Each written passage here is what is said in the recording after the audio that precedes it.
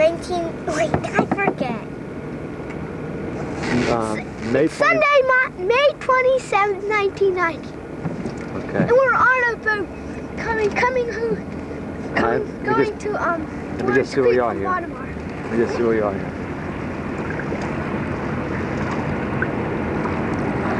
We're in Baltimore Harbor here?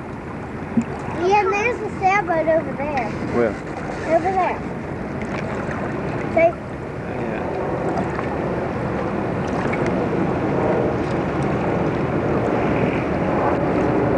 And there's big boats like the one over there.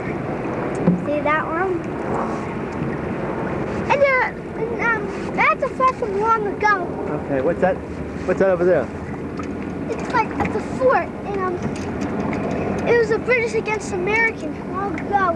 And this guy named, I think it was Francis Scott Key, was riding his boat down there, and he saw it, and the British keep his cannons and they ball, and there's not the walls down, and there's the cannons, and see that flag there? Yeah.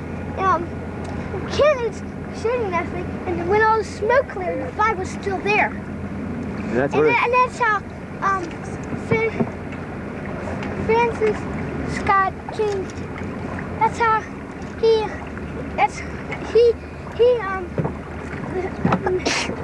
got a piece of paper and wrote the Star Spangled Banner on a piece of paper. That became the national anthem. very good. That's Fort McHenry, huh? Yeah.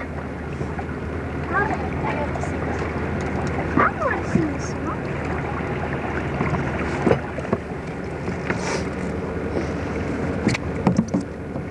How come those people were taking a picture of our boat? They were taking a picture of the fort just like we were. There's a bridge going to go under.